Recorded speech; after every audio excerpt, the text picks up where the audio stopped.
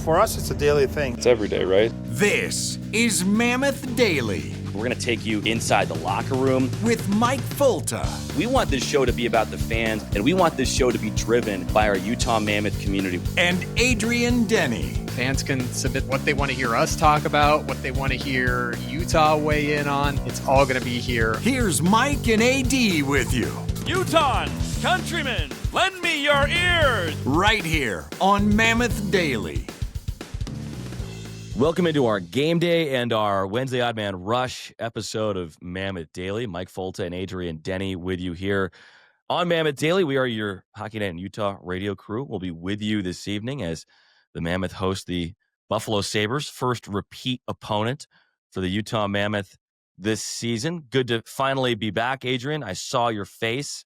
I know you might have been worried if we had gotten lost somewhere on the way from Ottawa to here, but we arrived safely at long last in Utah, and we were back at the practice facility yesterday, and it's going to be good to be back in front of a friendly crowd here tonight at Delta Center. Yeah, Mike, I pulled in right behind you yesterday at practice, and it was a real sigh of relief to get off of the freeway, waiting at the stoplight to turn into Southtown, and I see the bright red Ford truck with the Purdue Boilermaker license plate frame, and I thought, he's back. And that's awesome. Made it. We made it safely. It was a lot of difficult travel coming out of Ottawa, but guys got a little bit of rest kind of that evening, although not all of them, Adrian. We had some guys that went pretty much straight from the tarmac to the hardwood at Delta Center for the Jazz game on Monday night. It looked like there were some Mammoth players that got there in time for a 7:00 tip when we landed at about 6:20. When the Timberwolves are in town, Mike, you got to get to Delta Center. And I'm watching the Jazz game, and then I see on Twitter they posted a picture of JJ Peterka, Barrett Hayton, Clayton Keller, and was it Brandon Tanev in here? Tanev, Hayton, Peterka, Keller, and I'm like, wow, they're back already. I didn't looking at the itinerary you gave us yesterday on the show, Mike. Didn't quite expect the guys to be back for tip off, but they were at Delta Center for the 7 p.m. Monday night tip with the T-Wolves. I mean, I wonder if they went into their own dressing room at Delta Center, and that's where they showered and dressed and everything after getting off the plane, because I don't even know how they would have had enough time to go home, wherever that is, and then get back downtown, park and all that stuff. But those guys are pros, and it was fun to see them taking in some mountain basketball. We're going to be taking in some mountain hockey tonight. The Buffalo Sabres in town, Adrian. Utah started off the road trip with a 2-1 overtime win against Buffalo. That was the high point of the road trip. 3 losses after that to Toronto, Montreal, and Ottawa in order. Mammoth have lost 5 of their last 6. And 80, I think this just feels like a get-right game for Utah, finally coming back home and playing a Buffalo team that's really banged up right now. I thought Utah might have played their best game of the year on Tuesday against Buffalo last week, Mike. What'd you think about that? It was a 2-1 game. You know, we were talking to some folks at practice today, and, you know, thought it could have been a 5-1 or a 6-1 game, but 2-1 in overtime, that's hockey, right? You can play your best game and end up past regulation and have to find a way to win it. So they gave themselves a chance, and Clayton Keller won it, but they had their largest shot margin differential of the year and really controlled Buffalo, only allowed that one goal, but it was a scoreless game. I thought the Sabres played really well. They haven't won since Utah left Buffalo, and competitive games, right? Just looking for that win here as they hit the road. This is game 2 of a 4-game trip for them. And remember, the only goal that Buffalo scored in that game we thought might have been taken off the board, because it was a wacky bounce off the glass behind the net, comes back over the net. Isaac Rosen hits it out of midair. We thought it's going to get blown off for a high stick. And that's when we all remember that the rule is you can play it above the crossbar as long as it's below your shoulders, so long that somebody else then hits the puck in below the crossbar. So a weird rule that we all got to get reminded of, but Utah overcame that. And it was kind of a squirrely game at the start too, wasn't it, AD? There were a lot of glorious scoring chances kind of to start for both teams. It was wide open. But once Utah settled in, the Mammoth didn't give up anything. And this is a Sabres team that has some really good players. You think of Rasmus Dahlin, you think of Tage Thompson, you think of Alex Tuck, you think of our old friends Josh Doan and Michael Kesselring. But boy, they have been really banged up, and it's been one thing after another that the Sabres have had to deal with. They've had injuries to their top centerman, Josh Norris. He was hurt in the first game of the year. Zach Benson is out. Justin Danforth. Jason Zucker's been sick. Yuri Kulik is it blood clots, Adrian? I think that I saw. There's something that's keeping him out that they weren't quite sure at first. And then Rasmus Dahlin, their best player, arguably, their top defenseman, their captain, his fiance had a really scary incident where her heart failed, had to get a heart transplant. And so he is with her in Sweden, helping her recover and things like that. Their top goalie, Ukko-Pekka Luukkonen, was hurt to start the year. They've had to overcome a lot. They've been treading water for a while, but it's starting to catch up with them. Only one win in their last 7 games. And you remember when they took on the Mammoth last week, Mike, it was a team that was, 3-1-3 in their last 7 games. They'd started to put some wins together, but you mentioned the absences, and that the Rasmus Dahlin situation is so sad. And they were playing so well, but that's kind of how it's gone for Buffalo. But you mentioned, Mike, as we were leaving practice yesterday, the line of people waiting last week to say hello to Josh Doan and Michael Kesselring in Western New York, and it was a similar assembly and reception with the Sabres practicing yesterday at the Southtown practice and training facility, with the Jazz hosting the Pacers last night. Yeah, got my Sirs in town, but it's that's the first team, by the way, to use Utah's practice facility. First visiting team to come in and use the practice facility. The Mammoth are going to try and get as many opposing teams into that practice facility as possible, so that all those players, when they walk in, they see, wow, it's pretty nice here. Wonder what it would be like to play here.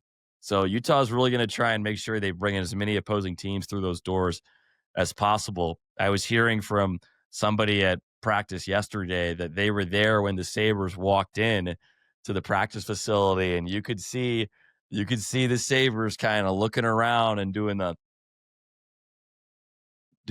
of those as they checked out Utah's new practice digs. But a ton of injuries for Buffalo that they've cooled off a little bit. They're missing, like I said, their goalie got hurt, their top center, 3 other forwards in the middle 6, and now their best defenseman all out. So really good opportunity for Utah to take control and end this little losing skid. But again, still a lot of really good players on that Buffalo team. And there's 2 ways to look at that last game. You could say that it should have been 5-1 and Utah played really well. Rah, rah, rah. You can also look at it and say, Utah played really well and had to win in overtime to beat Buffalo. And so there's 2 sides to that coin. Buffalo looking for their first road win. Haven't won yet on the road. They've played 10 of 14 at home to start the year. They started their trip on Saturday, and Mike came straight to Salt Lake from Carolina. They've got Colorado coming up on the trip too. So they're going to be, grinded to try and find a way to get a win. Game 2 of the trip for them, and they've been in Salt Lake for a little bit, gotten settled. And how about this itinerary, Mike? You've seen some itineraries in the last 2 weeks. This trip for Buffalo, it all evens up, right? 10 of the first 14 at home. They're now on a stretch going Carolina Saturday, Utah Wednesday, Colorado Thursday, Detroit Saturday, all on the road. I actually wrote that down, Adrian. You're the schedule guru on this show, but I did notice something. Maybe I'm learning from you a little bit here. That would be that'd be quite something. But that'd be a little iffy. let me see if I can I got it. Oh, here we go. So coming up, you just mentioned it. Buffalo had a really heavy home schedule to start the year. Going to be on the road. I'm not even talking about the road trip you just mentioned. I'm looking like further ahead for the Sabres between Thanksgiving and New Year's. 11 of those 16 games are on the road. So like basically over the span of a month, 11 of 16 games are away from KeyBank Center for the Sabres. So that's tough sledding, and they were hanging around a little bit early with all those home games, but the injuries have really slowed them down, and now they're the only team in the Eastern Conference without a winning record. You know, when the Mammoth were in Buffalo last week, Mike, everybody in the Eastern Conference that wasn't in a playoff spot was within 1 point of a playoff spot. You were either in the wild card spot or you were 1 point below and tied for last place. That's how competitive it's been, and only 4 teams under 500 in the entire NHL right now. As you whipped up a nice little graphic for us for the folks on YouTube with a little bit of a snapshot of the National Hockey League as we greet you on November 12th. Yeah, graphic design is my passion, Adrian. Had just whip this up real quick for everybody.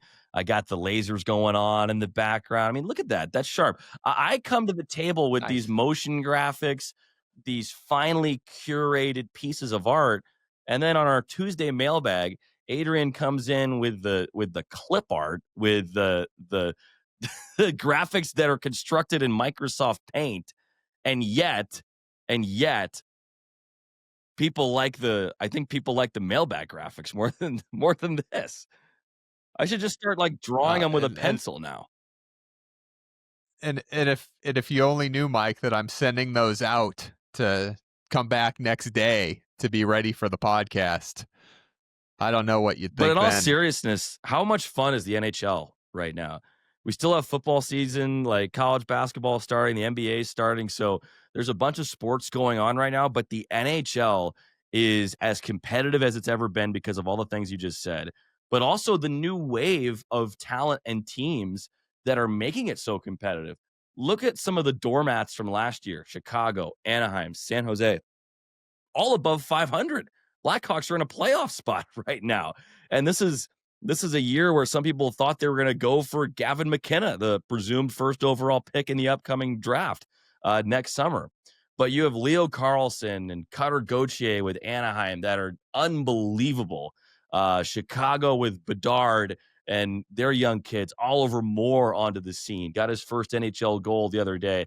And then Macklin Celebrini in San Jose. Like, the Sharks have learned how to win a little bit here early in the year. And that's the thing. It's early, but every night there is intrigue. And a lot of the Goliaths of our game the last few years, a lot of them have struggled out of the gates, the defending champs, and then the reigning Western Conference champs, Florida and Edmonton, respectively. Those two teams are right around 500. They're kind of holding serve while these young guns are buzzing around and giving us a laser light show like my graphic every night. Washington Capitals 7-7-1. Toronto Maple Leafs 8-7-1. Florida Panthers 8-7-1. In the Western Conference, Edmonton Oilers 7-6-4.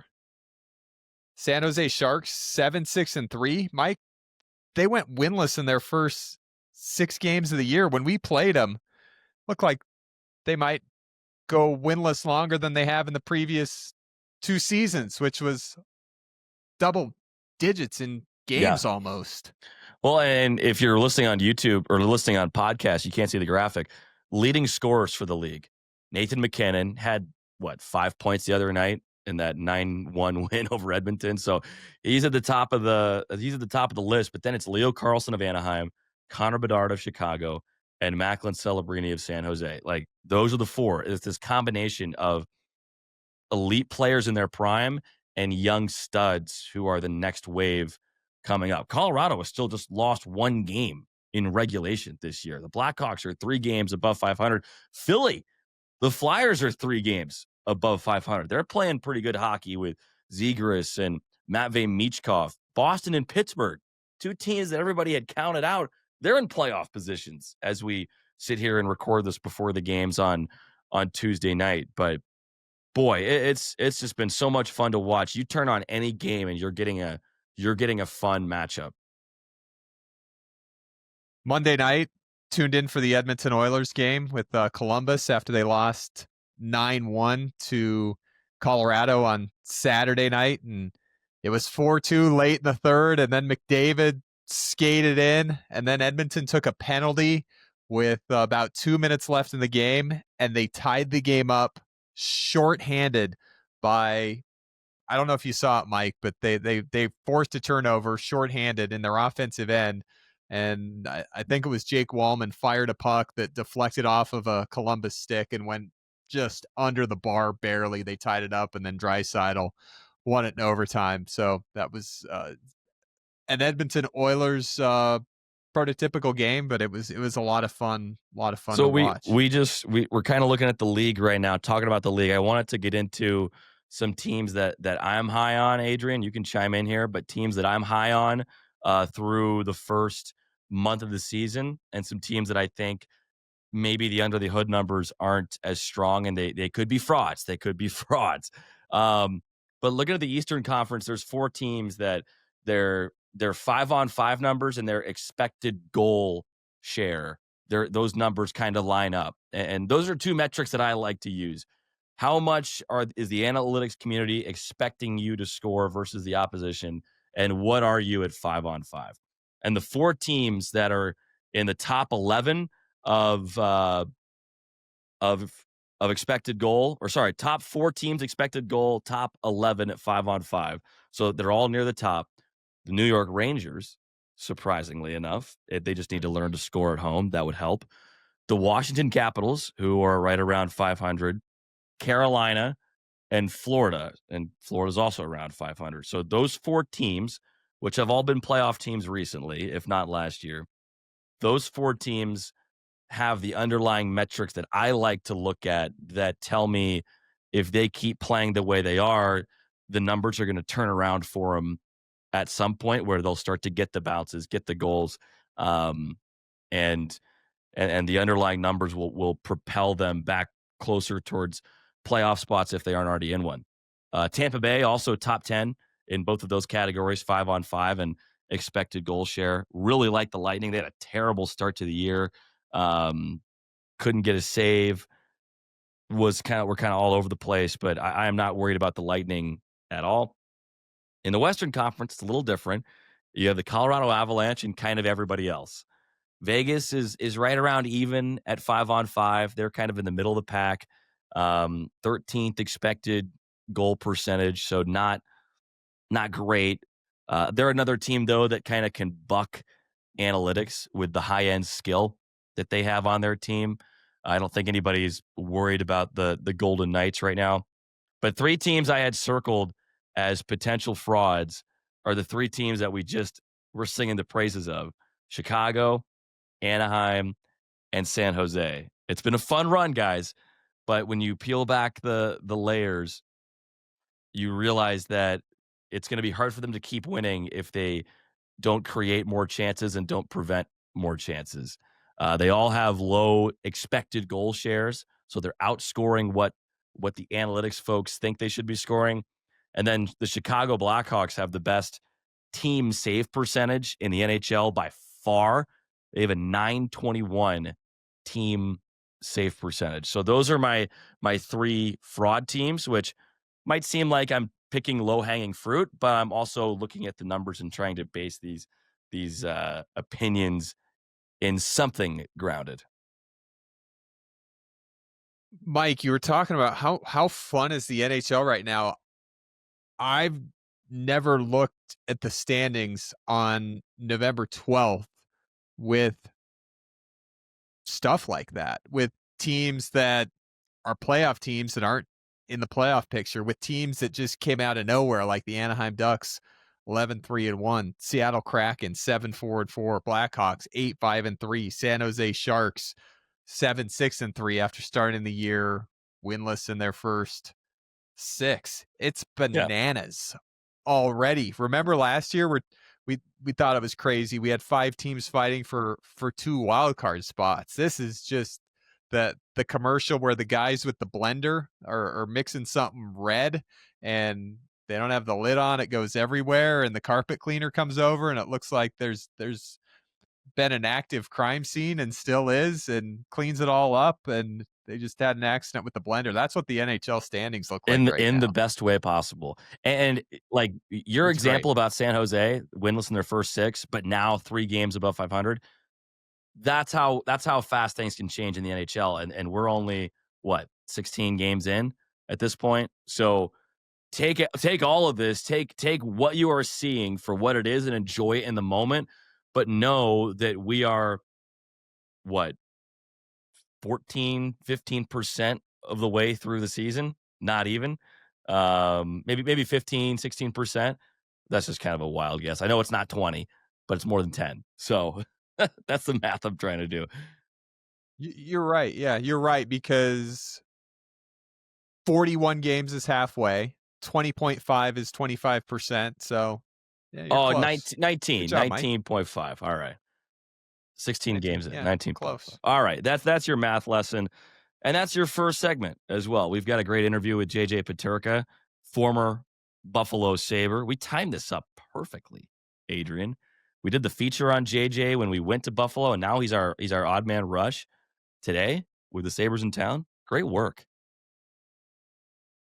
You'd think we planned it. You'd think we planned it. And people probably think they planned this stuff. We don't. We really don't. We're very lucky. It's luck. We are the team right now in first place in the Pacific Division. Like, this isn't going to hold. The analytics say this Our doesn't under hold. the hood numbers are terrible.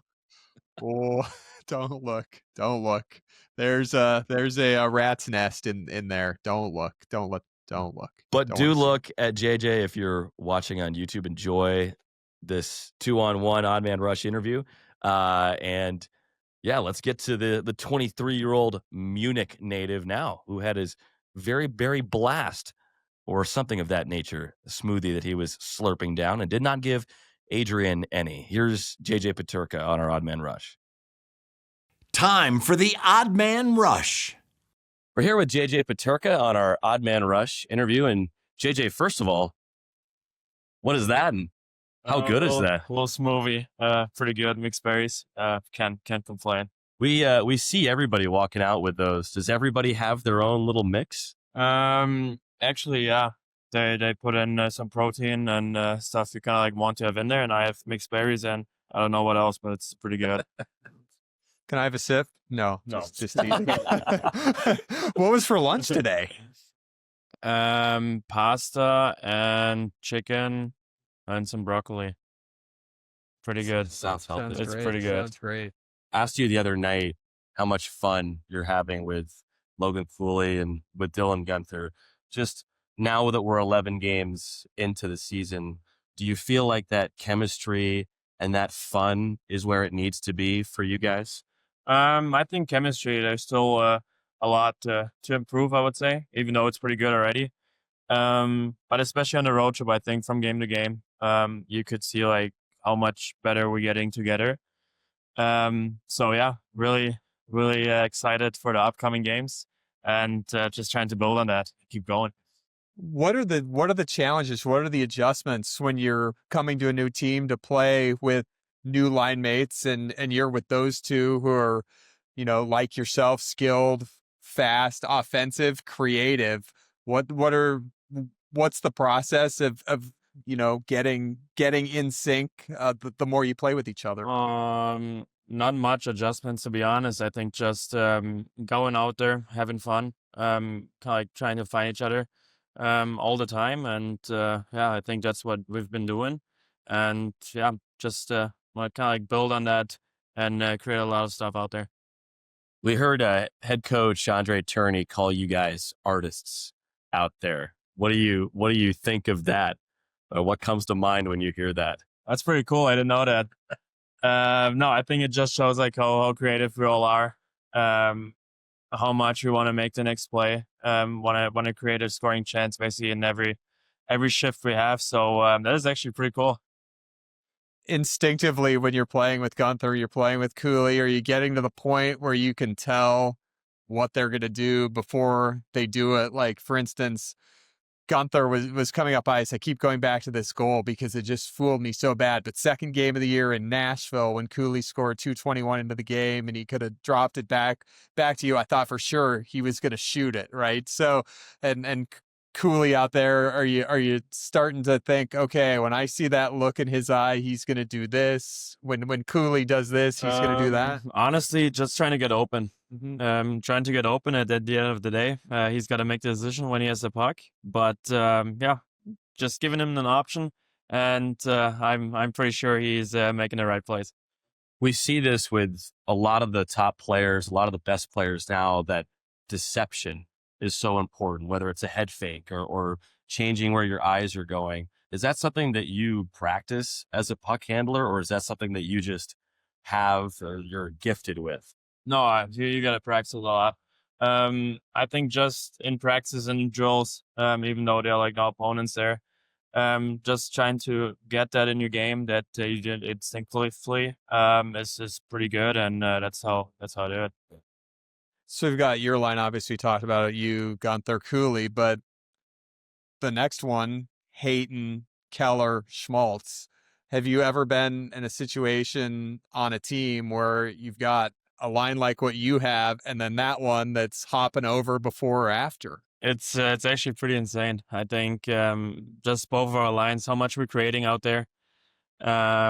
Always a scoring chance, always something happening. So I think pretty cool to have, and especially like for opponents, I think it's not easy when you like match lines and stuff like that. When you have two lines like going that good, so yeah, really nice to have. Are you the best sewer ball player on the team? I know you played soccer growing up, right? I would say so. Yeah, I haven't played in a long time, sir, to be honest. But I would say so. Yeah. I mean, you have to be, right? Oh, as a German, absolutely, I It's agree. a responsibility. I do agree. Bill said that he acquired you because he knew how much you wanted to win and knew what you could add to the team from a skill standpoint. How's the start of the year been? Team gets off to that good start, that winning streak. Has that fueled you even more? Oh, absolutely. I think that's why I came here too. Just how excited the group was already before the season, and I think we kind of like showed now what we are capable of doing out there, and I think it's just super cool to be a part of that. Like just helping the team win. Obviously, you guys were confident coming into this year, and you're excited to be joining a new group, but to be at the top of the conference and the division, 7 wins in a row, beating some really good teams, is this maybe even a little bit beyond what you guys had been expecting? Well, we're expecting to make the next step. That's for sure. But obviously, I mean, that's a pretty good start to the season. Maybe a little bit more than we expected, but we expected us to play the way we're playing. I think we play fast, we play with pace, and we knew when we do that, we're going to be successful. And last one for me, but you in Winnipeg, you go into the corner on the forecheck and you take that big hit, but it sets up the game-winning goal for Dylan Gunther. How much is that hard forecheck a part of your line's identity and a part of your identity, and maybe an underrated part? Yeah, absolutely. I think we're all pretty good at stripping pucks, getting in there, and I think as the season went, we kind of like figured in the first like couple games like how much more dangerous we can be when we're actually a good line on the forecheck. So I think just having that in mind and trying to get pucks back. I look at that goal you scored opening night against Calgary is kind of a signature goal on the season. We were down in that game, tied it up, and then took the lead there, never gave it up, and won 6 more games in a row after that. Tell me about that play. The puck's in the neutral zone. You kind of lunged out, you got it, and you skated as fast as I've ever seen anybody skate in my entire life to the net, and then you scored. Yeah, I was pretty happy the Flames guy passed me the puck there on the tape, not gonna lie. But yeah, just tried to have the breakaway there, and then scored. And I mean, the building went nuts. It was actually crazy. How loud it got, how excited everyone was. So it was pretty cool. Did you see Ryan Smith there in the corner? Did you see? I saw the picture afterwards. I think the picture is all time. Super cool. But in that moment, I actually didn't see him. Sadly, that would have been. I mean, it's still like really, really cool. You got to look for him next time. I will definitely. Well, JJ, thank you so much for the time. Hopefully, you don't have a brain freeze from sucking that thing down. You go in and top that off for the ride home, because this is usually your drive home time. So we don't want you to run out halfway home. Go top that off. Thank you. Yeah, I'll be fine, I guess. Thanks, JJ. Yeah, thank you guys. Appreciate you, man. This is Mammoth Daily. Thank you to JJ Peterka for hopping on with us, and we just ambushed him right after he had lunch coming out of the practice facility. We just stand. We stand outside the locker room, Mike. That's how it happens. To take the people under the hood again, we stand outside the locker room and wait for the players to come on their way out. And we tell everybody goodbye. And there goes Nick, and there goes Sarah, and Maddie's headed to lunch, and Dom's headed to pick up the girls from school and get back to Logan and have a fun afternoon. And we're just standing there waiting, and the guys have to come out. There's one way out, one way in, one way out, Mike. We learned that. We fast. got them cornered, but that was a blast talking with JJ, one of the newest Mammoth, and obviously a former Sabre as well. I don't know if you heard Adrian in JJ's media scrum when we went to Buffalo, but he was asked point blank range by one of the Buffalo media members, did you request a trade? And JJ did the ultimate spin zone, like didn't even really address the question and just kind of sidestepped it. But everything he has said, he's always been very, always made sure to protect those private conversations. And you have to respect a guy for not wanting those private conversations to get out. But we're glad to have him. Haven't seen the chemistry with him, Gunther, and Barrett Hayton that maybe we did between Peterka, Cooley, and Gunther early in the year. But head coach Andre Turney switching things up with the Lions and trying to spark something for this team that that is looking to break out of a 3-game losing skid. Yeah, and Bear told us after practice, he's like, when we won 7 games in a row, you look at the St. Louis game and we shot 4 pucks that went in. And, talking to some folks around and, looking at the analytics, Utah didn't necessarily outplay the Blues in that game. And same thing in Minnesota. 2 nights later, 3 pucks they shot went into the back of the net, and you're off and running. And, sometimes the scoreboard doesn't reflect how you're playing. Doesn't always reflect how you're playing. Sometimes you win a game and you're like, we were just okay, and you put the masks on and you head to the next city. And then there's games like the Buffalo game that you have to go the extra mile to win 2-1 in overtime. So the message from Bear to the media yesterday at practice was, the scoreboard can fool you sometimes, and you just have to stay even keeled and win that day as it comes along. So Utah finishing this stretch, Mike. So they finished their stretch of 8 of 9 on the road against 8 playoff teams from last year. And now all of a sudden, this component of the schedule, taking us up till Christmas, is more back-to-backs and playing just about every other day. And playing every other day is when Utah was in a rhythm, and this team came together quickly at the start of the year after a little, bumpy start, playing well but not getting the results. And I think that will help Utah. I think being at home will help Utah. Not only do you have the edge of the home atmosphere, but just the day-to-day logistics of being at home makes it a lot easier. And honestly, everybody has to manage the schedule this year, Adrian. With the Olympics, everything gets condensed, and so it's been tough for Utah. But at the same time, we've seen other teams that have had really tough scheduling spots when they've played Utah. I think of Calgary. When they came into town, they had just a joke of a start to the season in terms of their scheduling. I think the schedule makers were Oilers fans because the Flames had a really rough go. But there have been other teams that have had difficult stretches. So it's just something everybody has to manage this year, and you can't spend too much time feeling sorry for yourself or using it as an excuse, because to some extent, everyone is going through it this season with the Olympics. Did want to touch on something really cool that we saw at practice today, Adrian, and as we're recording this, haven't cleared this with PR to talk about, so maybe we have to cut this in a little bit. But we had a Make-A-Wish kid at practice today, Bristol, who her and her family were season ticket holders with the Arizona Coyotes back in Arizona.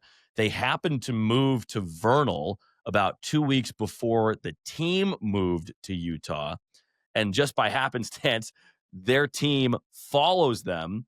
And now Bristol and her family are Utah Mammoth fans. And Bristol going through it a little bit physically, but had a really cool opportunity yesterday at practice to hang out with the players on the ice. She was shooting pucks. She was setting up gunner for one-timers. And she was scoring on veggie. And it was a really uplifting moment. And it just felt like with the travel issues of coming back from the last road trip, some of the losses that Utah has been a part of, to reset and to be out there and make a young kid's day and have that special moment. It just felt like things aren't all that bad. They're turning around, and we have some good vibes coming our way. Yeah, and to hang out with Bristol and play on the Southtown ice, and just to have fun, for just take your mind off of the practice you just had, the travel, the stretch coming up. Just take your mind off of everything and just have fun. That's not work related for a rare instance, and that's what it was. And it was great to see the family out there, and the players are such fun guys, and they love that stuff when we have guests, and to be able to play hockey without the practice plan and the travel and the business side of the game. Yeah, there's the business side, but there's the people side too, and that was a great chance to embrace the people side, AD. But on the last road trip, Adrian, I had some visitors in the booth. These folks were just coming through, saying hi, and I kind of say hey behind me as I'm working in Montreal, and I turn around and I see a flash of Mammoth Blue, or of Mountain Blue behind me. And sure enough, a couple Mammoth fans had found their way up. Do you have that cut? Yeah, let's go to it right here.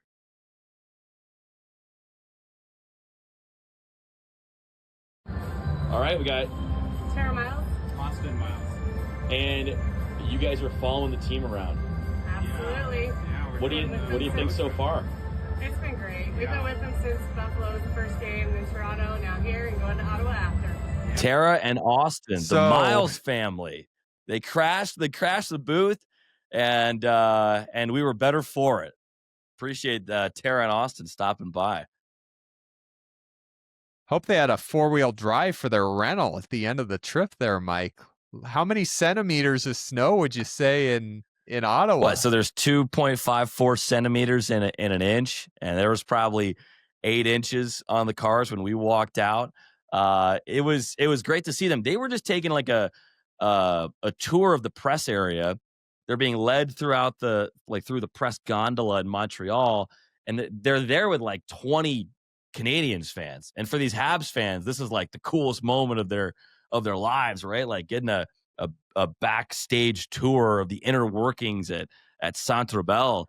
And they just tagged along as Mammoth fans. They had their credentials and everything, and it sounded like everybody was nice to them as they went from city to city following the team. But it was cool. It was cool to see some Mammoth fans there in Montreal. There were actually a bunch in Ottawa. Funny enough, I saw a lot of Mountain Blue on the TV broadcast in Ottawa. So a 4-game trip. How about that? That's another itinerary, Mike, that I don't know that anybody's ever signed up for before outside of the NHL. Buffalo to Toronto to Montreal to Ottawa. And Sarah and Austin actually said that they started the trip off before the game in Buffalo. They met Logan Cooley's family in a restaurant, his mom, his dad, and his grandma. Yeah, so they had just a Mammoth trip for the ages. Now we only got one win for them, but a lot of people would follow the Mammoth to maybe the Anaheim trip, the San Jose trip, maybe to Tampa, Florida, Carolina, Nashville. No. Tara and Miles went straight into the belly of the beast, into snowy Eastern Canada. They had no fear of the inclement weather that was coming towards them. But it was great to meet them. And as always, we encourage people to come say hi to you and I, AD, at the top of section 6-7, as you like to say, section 7. But don't be afraid to come say hi.